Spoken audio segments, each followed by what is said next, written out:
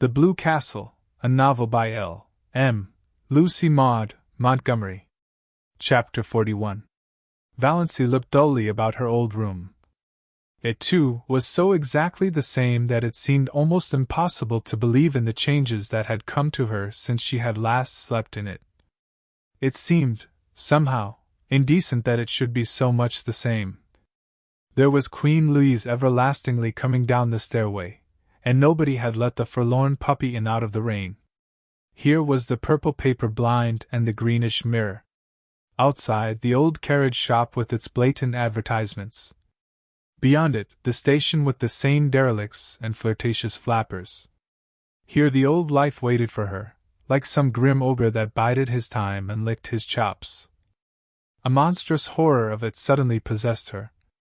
When night fell and she had undressed and got into bed, the merciful numbness passed away and she lay in anguish and thought of her island under the stars. The campfires, all their little household jokes and phrases and catchwords, their furry beautiful cats, the lights agleam on the fairy islands, canoes skimming over Mistawis in the magic of morning, white birches shining among the dark spruces like beautiful women's bodies, winter snows and rose-red sunset fires, lakes drunken with moonshine, all the delights of her lost paradise. She would not let herself think of Barney. Only of these lesser things. She could not endure to think of Barney. Then she thought of him inescapably. She ached for him. She wanted his arms around her, his face against hers, his whispers in her ear. She recalled all his friendly looks and quips and jests, his little compliments, his caresses. She counted them all over as a woman might count her jewels. Not one did she miss from the first day they had met.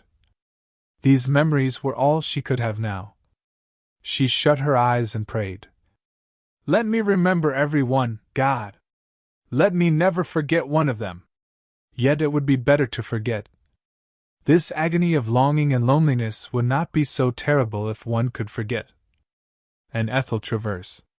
That shimmering witch woman with her white skin and black eyes and shining hair.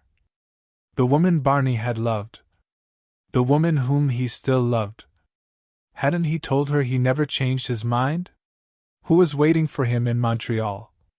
Who was the right wife for a rich and famous man? Barney would marry her, of course, when he got his divorce. How Valancy hated her! And envied her. Barney had said, "I love you," to her. Valancy had wondered what tone Barney would say, "I love you," in, how his dark blue eyes would look when he said it. Ethel Travers knew. Valancy hated her for the knowledge, hated and envied her. She can never have those hours in the Blue Castle. They are mine, thought Valancy savagely.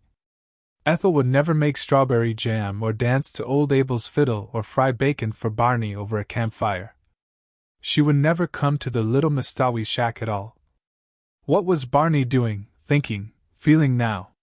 Had he come home and found her letter? Was he still angry with her?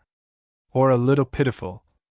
Was he lying on their bed looking out on stormy Mistawis and listening to the rain streaming down on the roof? Or was he still wandering in the wilderness, raging at the predicament in which he found himself? Hating her? Pain took her and wrung her like some great pitiless giant.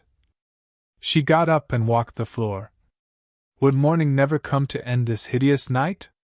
And yet what could morning bring her? The old life without the old stagnation that was at least bearable.